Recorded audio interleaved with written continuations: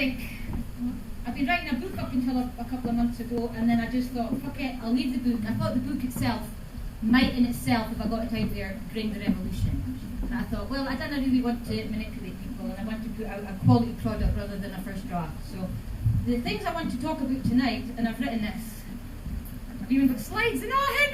How prepared am I? So at least I hope you appreciate this. I've titled it today, Time to Tell the Truth. A critical analysis of the quality and content of the campaigns and the debate in the referendum on Scottish independence. Okay, does that make sense? Aye. So I'm not here to say yes, I'm here to say what the fuck is going on with this campaign. Yeah, because they're all playing dirty fucking tricks, and they're all kind of almost trying to create kind of anxiety amongst us in order to leave people undecided. Yes, that's the sense I'm getting from, and I'll justify that as I go.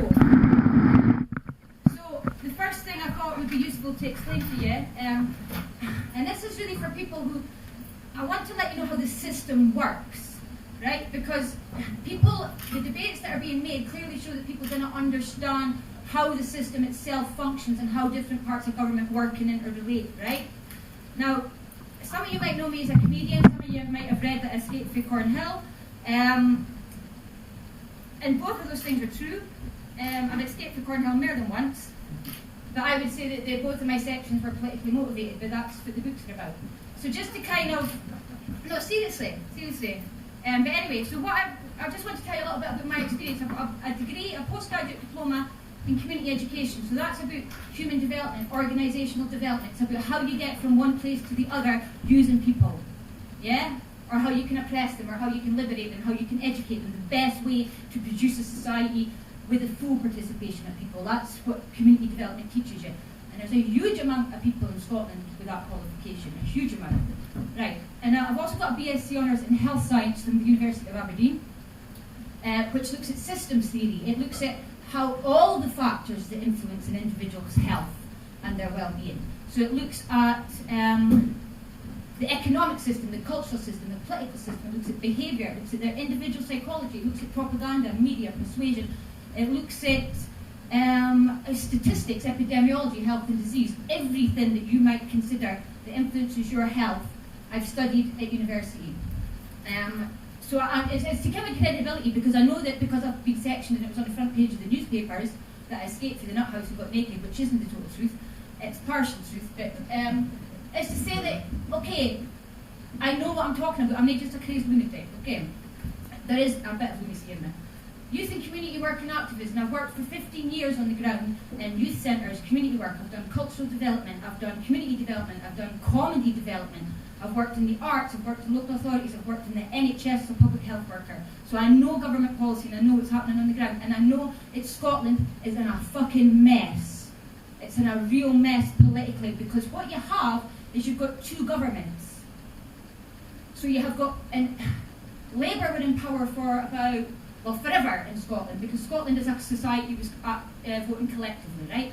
So what you have is at the higher levels of institutions, at the upper management level, and at the chief executive level, and all these other levels of all the institutions across the entire country, right? You're talking chief, I don't know, the head of arts, the head of this, the head of everything, right? Or however these things are organised, are all people who were loyal to the Labour Party for years and years and years and years. When the Scottish government came in power, what happened is you have got an active resistance to SNP policy. So the SNP policy is well researched, it's done in consultation with the public, it's done in consultation with universities. It's all about social inclusion, equality, improving health, improving economic outcomes, improving things, using community participation and community development, negotiating with people and feeding that into the system. You've got the professionals who are directing that work, actively thwarting that process. You've got them sending their own employees to consultations, pretending to be members of the public to get the results that the city has already decided on. Right? Your democracy is fucked. So the idea that in Scotland we're suddenly going to have a better democracy, which is one of the propaganda messages of the Yes campaign, is bullshit. We're not going to get a proper democracy until we fucking demand it. Right? Until we demand it. And whether that's voting for Conservative, voting for the no, or voting for Yes, unless we start demanding a democracy, yes or no, we're all fucked. The entire system is corrupt to the core. Cronyism, bullshit, just everything is being blocked. And you're getting fucking sports villages, hundreds of millions of pounds, and schools' music. In the meanwhile, they're pooling out the educational resources. So it's becoming elitist. Scotland is becoming really elitist. And the idea that we're somehow egalitarian is bullshit. The system is sewn up, and it's been sewn up for fucking 50, 60 years. Right? SNP cannot admit this because they look weak.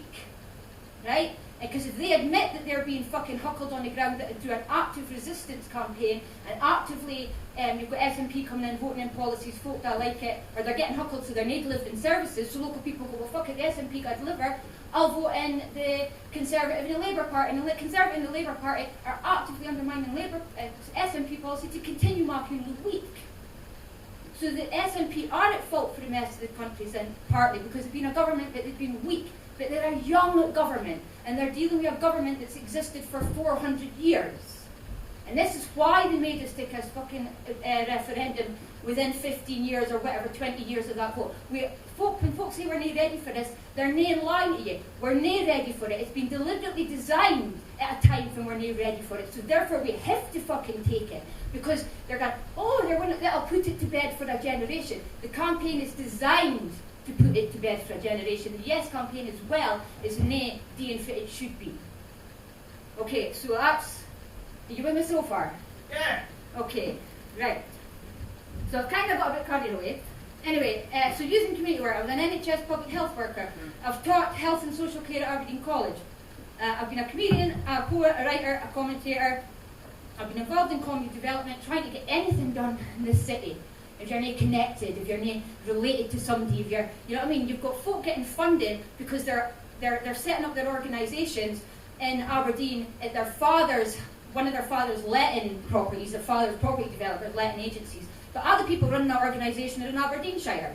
But you'll find that one of the people who get the funding is married to somebody at the city council. It's really bad, right? And that's just one example. I've got hundreds of them. I've done comedy, event management and promotion. I've worked with individuals to develop their confidence and their self-esteem. And I would say at this point that whatever happens, I'm shaking that, whether you're voting yes or no, just be confident in your decision. Be happy with your decision. Don't have doubts about it. Don't be worried about it. And don't feel you should be ashamed of that decision. There's reason for that decision. I might disagree with your reasons. I might feel that you've been brainwashed, but you might think I've been brainwashed by the SNP. So whatever your decision, just do it with confidence. Do it with faith in yourself. Don't be ashamed of your choice, and don't do it out of fear or false promises or hope. We're going to have to work at it, regardless of the vote.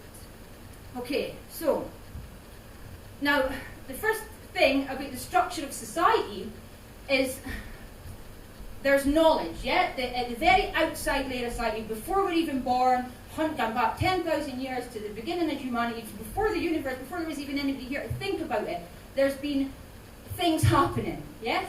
So there's a layer of knowledge, right? For the last couple of thousand years since we've had written language, or is it 4,000 years we've had written language? As some sort of Egyptians, I'm not sure. But pretty much for the last 4,000 years, we've been amassing and accumulating that knowledge. We've been putting it into institutions. We've been hoarding it. We've been analysing it. We've been categorising. We've been exploring it. So, and a lot of them, and particularly in the 18th century to now, since we've had social Darwinism, it's been moving towards the study of humans. Okay, so they know everything about you, the system. There's knowledge out there on everything. There's knowledge on how you think, how you behave, what your emotions are, your class, differences between classes, difference between races, there's knowledge on, I don't know, I've got all the fields here. So the subjects that things are divided into: humanities, languages, linguistics, journalism, media, communication, law, library and information studies, business studies, visual and performing arts, anthropology, psychology, sociology, history, politics, economics.